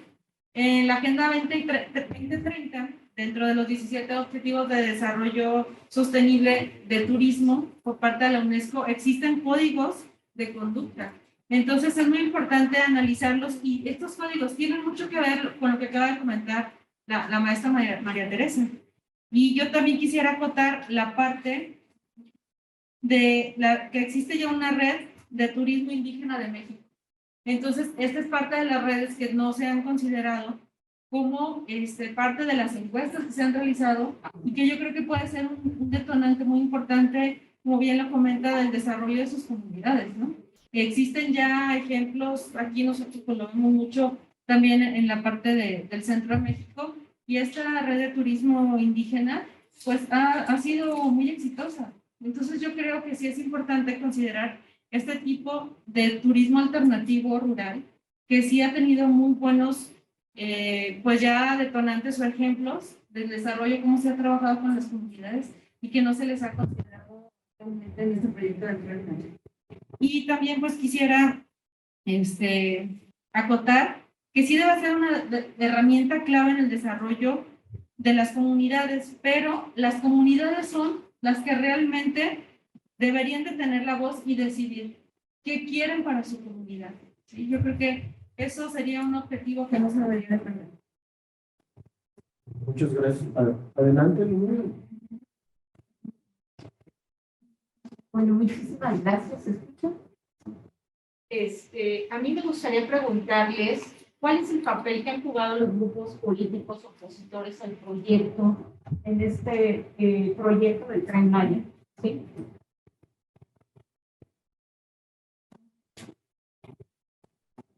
ya empezamos acá. Adelante, María Teresa. Gracias. Bien, respondiendo a tu pregunta, Lulú, bueno, yo creo que aquí también tiene que ver los enfoques de cada tipo de gobierno que hay en la península, ¿no? Y esa configuración también es importante. No es lo mismo un gobierno estatal que forma parte de este enfoque de Morena que un gobierno estatal que es panista, como en el caso de Yucatán. Y que las estrategias presentan incluso contradicciones y en algunos momentos confrontaciones entre alternativas para cada uno de los estados, depende quién esté en gobierno en turno, ¿no? Yucatán, que es lo más cercano para mí, porque pues ahí vivo, ¿no?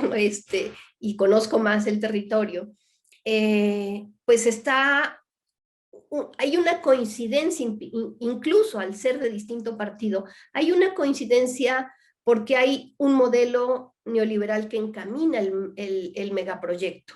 Y este modelo coincide, bueno, no de a gratis, ¿no? El gobernador Vila es alguien reconocido para el presidente de la República, ¿no? Por el trabajo que está haciendo en Yucatán. No puedo decir que esté trabajando por la pobreza, ni por incorporar a los pueblos ancestrales, ni porque esté en temas de reducción de vulnerabilidades de las poblaciones, sino porque realmente está apoyando la estrategia de gobierno en la península porque hay intereses económicos ahí.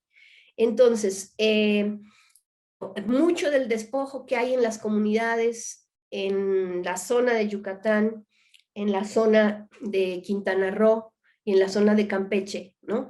Están vinculados a gobernadores, a empresarios y a notarios públicos, que legalizan lo ilegal.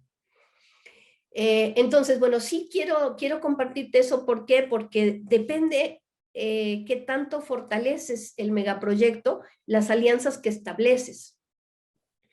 Y el haber acordado que la empresa es el principal inversor para estos centros de población, pues es un vínculo que se hace entre un gobierno panista y un gobierno morenista, en este caso el gobierno federal, ¿no? Porque va en una misma línea de intención.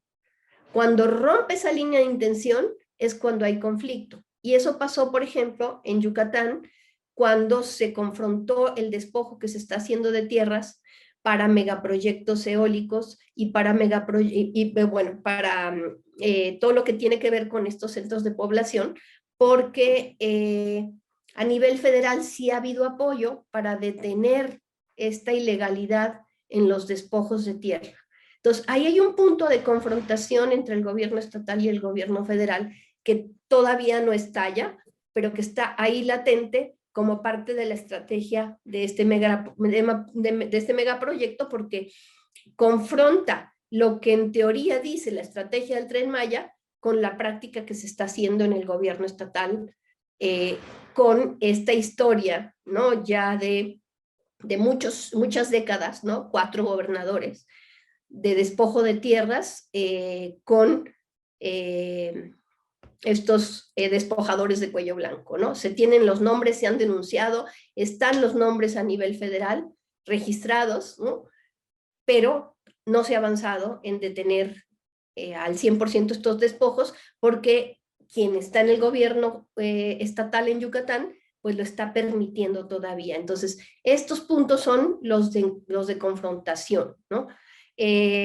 Pero por otro lado, pues en todas las iniciativas, ¿no? De Sembrando Vida, en todas las iniciativas de avanzar en la construcción del Tren Maya, pues hay mucho apoyo del gobierno estatal al gobierno federal. Entonces, hay alianzas, ¿no?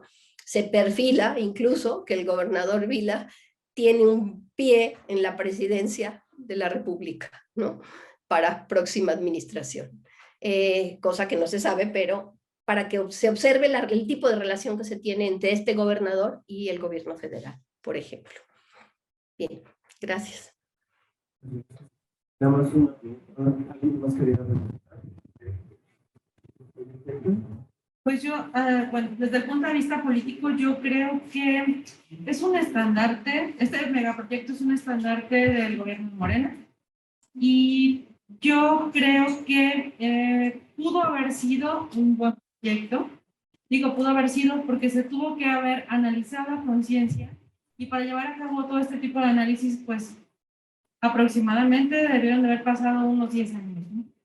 Entonces creo que se aceleró todo el proceso para que sí fuera viable, sí o sí, independientemente de todos los demás factores que ya hablamos, para hacer un estandarte de este gobierno, ¿no? de Morena. Yo así lo visualizo y no lo confrontaría como con otros partidos, porque creo que pues, es simplemente eso, un estandarte. Alejandra. Sí, gracias. Bueno, pues es una pregunta muy interesante. En cuanto a la política de oposición, es un poco contradictorio, ¿no? Porque efectivamente quienes ven al Tren Maya como un proyecto totalmente neoliberal, pues no lo podemos saber todavía, ¿no? O sea, hasta que no veamos, o sea, la preocupación sería cuando se vaya la 4T, en manos de quién va a quedar el Tren Maya, ¿no? A lo mejor esa sería la preocupación. Pero creo que es algo bien importante que al final el proyecto ya se está haciendo, entonces creo que tendríamos que ver las áreas de oportunidad para que se cumplan esos objetivos que ha dicho la actual administración. Es un proyecto que se viene proponiendo desde campaña, y aunque comenta la arquitecta de que tiene que haber una plan 6 años, sí, pero las administraciones duran 6 y no se sabe si van a llegar. Entonces, y luego a nivel municipal es todavía más complicado porque las administraciones duran 3 años. Entonces, llevar a cabo un proyecto de esa magnitud, a veces para una administración, pues puede llegar a ser una tarea bastante compleja. No estoy justificando la falta de información, no estoy justificando la falta de una manifestación de impacto ambiental adecuada, ni tampoco la forma en la que se ha afectado a las comunidades, pero también, como comentaba el doctor Otón, hay otros proyectos, no nada más el Tren Maya, que también están afectando a las comunidades de la península, como los megaproyectos fotovoltaicos, que esos sí están en manos de privados, como los proyectos de Oaxaca, ¿no? Que también están en manos de privados, y que también por estar cuidando esta parte de la península de Yucatán, que yo misma presenté, la importancia ecológica, no nada más superficial, sino subterránea, estamos olvidando de también cómo se les está despojando a las comunidades de sus tierras, ¿no? Entonces, ya yendo concretamente a la respuesta de la política, se me hace un poco verosímil porque, digo, no todos están apoyando, hay algunos que contrariamente dicen no a cualquier proyecto de la administración, pero no proponen alternativas de desarrollo. Hay falta de una alternativa de desarrollo viable para las siguientes campañas, y pues eso es lo que yo creo que no se vale la crítica vacía, y creo que por el lado de la academia podemos aportar mucho, como en estos foros. Gracias. Gracias, maestro Yeshua. Sí, nada más para comentar, hay una pregunta aquí en el chat. Va dirigida a la maestra Chan. Y dice, un comentario y pregunta. Antes del Tren Maya no hubo proyectos significativos en 40 años, excepto la explotación hotelera, que parece que era invisible. Dice, hay minería de varita, oro, cianuro, etc. Además de estar la clandestina, que disfruta del anonimato y la pregunta es que si el Tren Maya traerá vigilancia nacional a la zona, como lo hizo el Transiberano en Siberia. Pregunta su opinión. Pues yo esperaría que sí, ¿no? O sea, yo esperaría, se me olvidó comentarles, yo hace rato cuando inicié mi presentación, yo dije que no estaba trabajando en la zona, indirectamente sí, de hecho soy consultora de un proyecto de jóvenes en Calakmul, es una asociación que se llama Jóvenes AC, y ya llevamos tiempo precisamente trabajando en la Agenda 2030 que está promoviendo la Secretaría de Economía. Entonces, ahí una disculpa, dije que no trabajaba, pero sí estamos trabajando en el desarrollo de unos centros educativos con ecotecnias, etcétera, ¿no?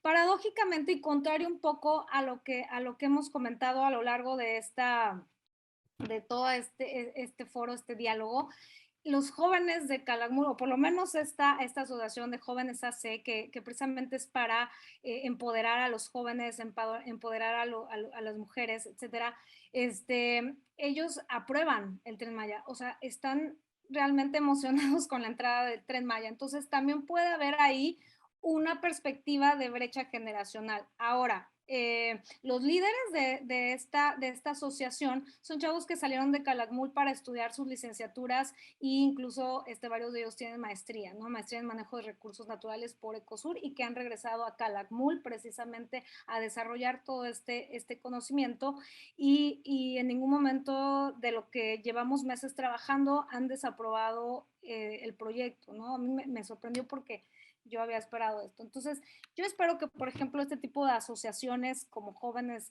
de Calakmul y de muchas otras zonas, inclusive de aquí del norte de Chiapas, que como les comentaba, Chiapas sí está más acostumbrado al turismo, la parte de Palenque, de hecho tiene una capacidad de carga que también ha estado llegando a su límite por la cantidad de turismo que llega a Palenque. No creo tanto que la afectación se vaya a dar de este lado, sí hay que cuidar mucho la afectación del lado norte, pero creo que desde las comunidades se deberían de crear estos grupos de vigilancia. Espero haber contestado la pregunta. ¿Y una pregunta más? Sí, dice, esta obra cambiará la realidad de esta zona. En este aspecto me gustaría preguntarles qué aspectos o puntos positivos tienen esta obra, principalmente en el impacto hacia las personas que hayan vivido en el ambiente y en el desarrollo sustentable. ¿Alguien quisiera empezar?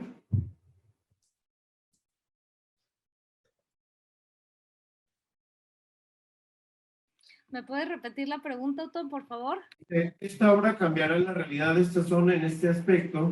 Me gustaría preguntarles qué aspectos o puntos positivos tiene esta obra, principalmente en el impacto hacia las personas que hayan vivido en el ambiente y en el desarrollo sustentable. Ignacio Tobar.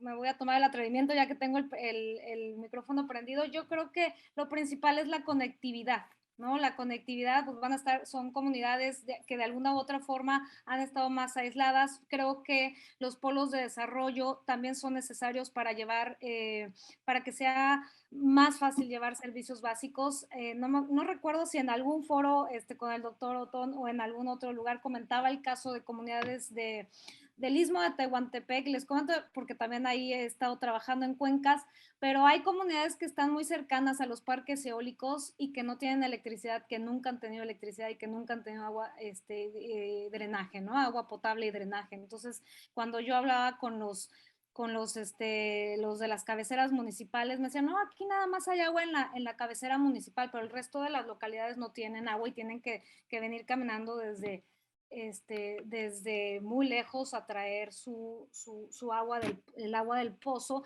y así, ¿no? Porque no hay electricidad y dices, bueno, pero estás pegado a los parques eólicos y no es posible que sean comunidades que no cuenten con servicios básicos, ¿no? Entonces yo creo que el principal interés que debemos de apostar y aprovechando lo que comentaba la arquitecta, la maestra, que los objetivos de desarrollo sostenible son muy importantes que cumplir y el objetivo de desarrollo sostenible número 1 es pobreza cero, hambre, bueno, y el 2, hambre cero, agua y drenaje, etcétera, ¿no? No me lo sé de memoria, pero creo que eso es parte de lo que se debería de estar atacando, es de lo que debería de estar atacado también este proyecto de Tren Maya y sobre todo también de tener la migración hacia los Estados Unidos, en donde además los migrantes mexicanos corren un alto riesgo, bueno, todos los migrantes, un alto riesgo al atravesar el país y el éxodo de llegar hasta Estados Unidos y la parte de la pérdida de identidad cultural al momento ya de estar en Estados Unidos, ¿no? Entonces, eso es algo muy, muy importante que yo creo que se evitaría. Es un costo evitado y pues esto sería de mi parte. Maestra María Teresa, adelante. Bueno, gracias por tu pregunta, Ignacio, creo que tú la hiciste. Hoy por hoy, el único beneficio que hay documentado es la contratación de población para la construcción del Tren Maya. Hoy por hoy. Lo demás me parece que es como lo que sí plantea el tren, ¿no? Como estrategia, como megaproyecto, pero no está comprobado todavía. Yo, a diferencia de Ale, creo que la conectividad va a ser un problema. Claro, ahí tenemos puntos de vista diversos, ¿no? Y planteo que es un problema, ¿por qué? Porque mucha gente no tiene ni siquiera dinero para pagar para subirse a un tren. Porque no tiene porque no tiene modos de producción, porque no tiene un ingreso, y porque en ese mismo sentido no se está incentivando alternativas productivas paralelas. Entonces, yo sí diría, hoy día el beneficio está en la contratación de personas para la construcción, que se han contratado justamente alrededor de las poblaciones que están en la ruta y en los tramos. Lo demás, yo lo diría así, me atrevo a decirlo, ¿no? Es especulación.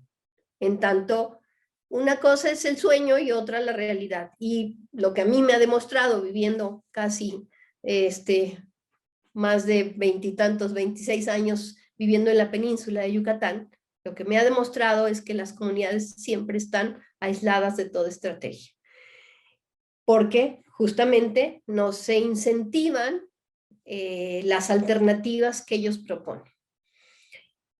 Y cierro esta posibilidad, ¿no? Que plantea, por ejemplo, Ale, ¿no? Lo ideal sí sería, ¿no? En términos de los acuerdos de la UNESCO y los acuerdos relacionados con los acuerdos del milenio, la reducción de la pobreza, todo esto, la sustentabilidad.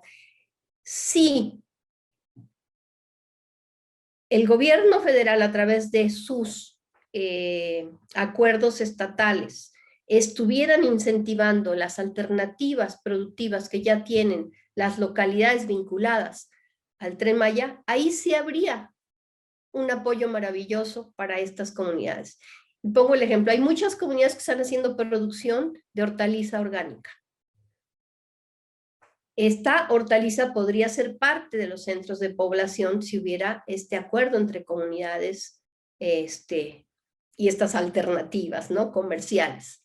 Pero hoy día no las hay, porque el modelo no está permitiendo que quien está marginal, quien está en condición de vulnerabilidad, pueda siquiera acceder a los espacios de diálogo, porque el diálogo intercultural es un diálogo desigual, es un diálogo discriminatorio, es un diálogo que no parte de igual a igual para llegar a acuerdos, sino que siempre hay una relación vertical entre Occidente y pueblos rurales o ancestrales. Entonces, ojalá pudiera, y yo me, ¿no?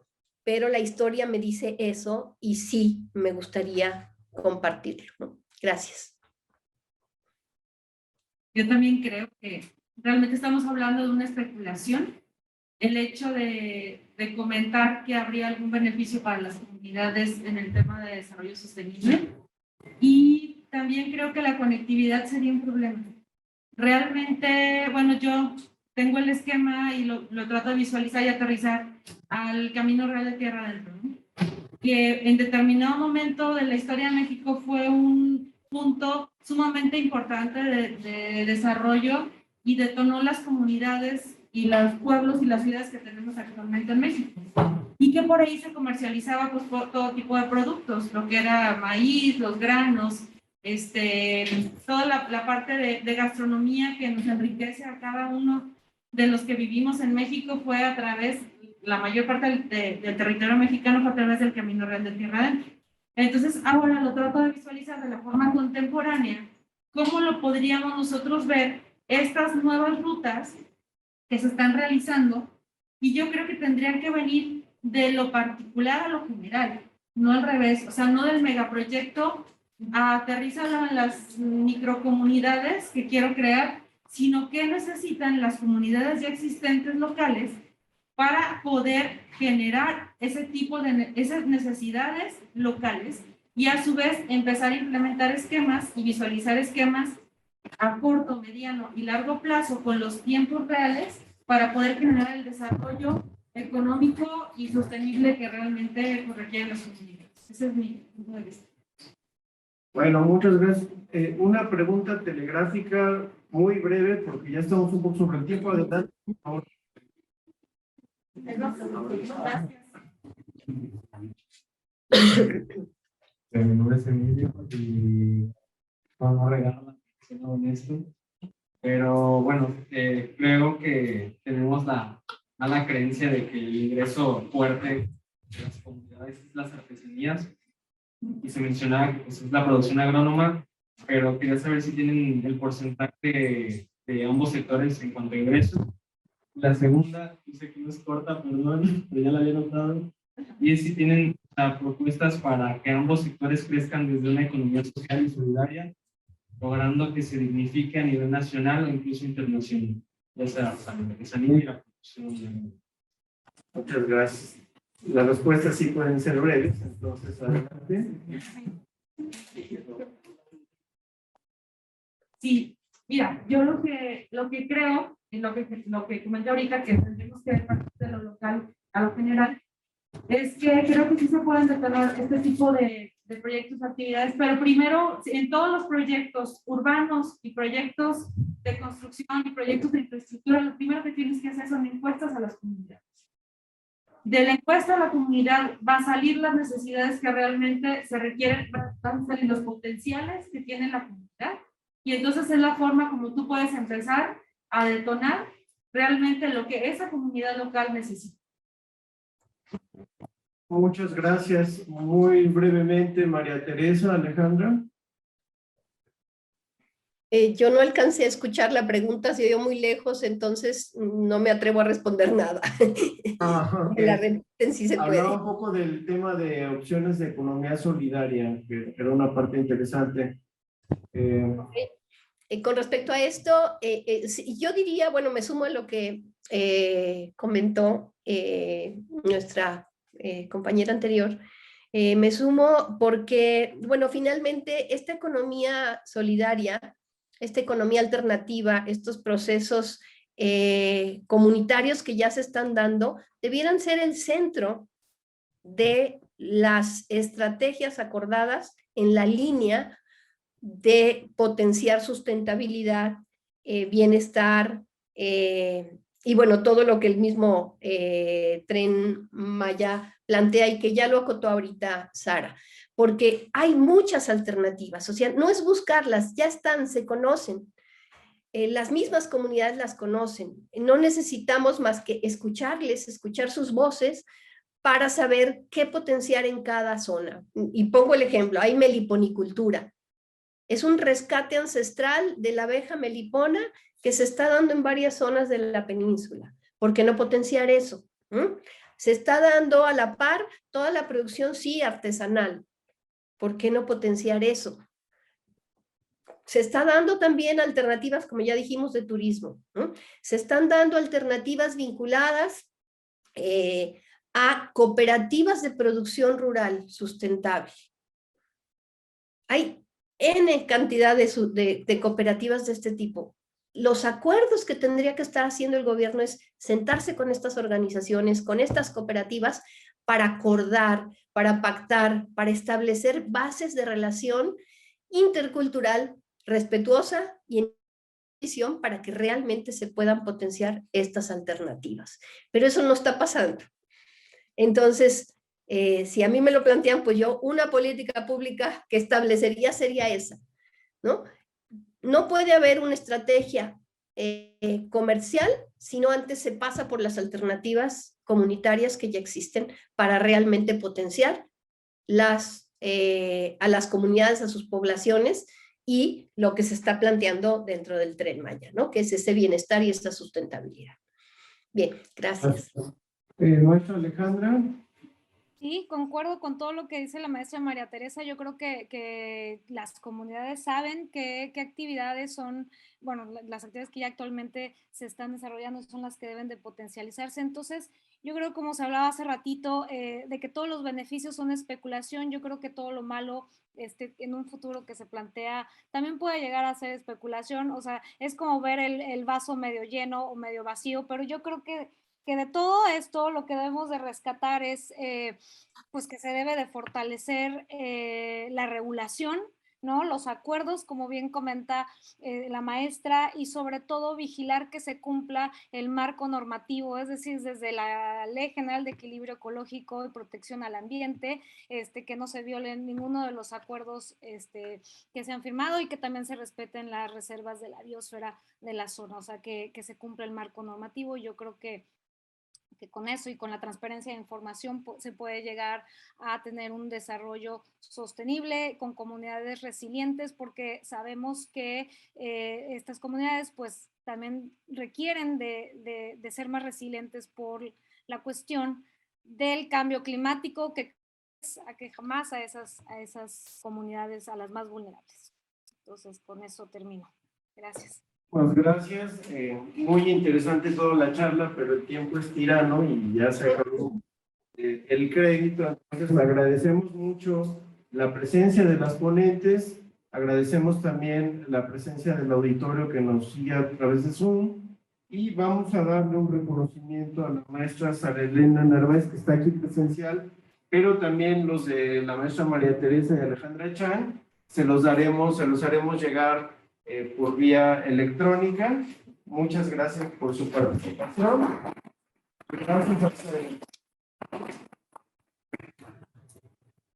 Hasta luego. Hasta luego y bonito día para todas y todos. Hasta luego, muchas gracias. Chao.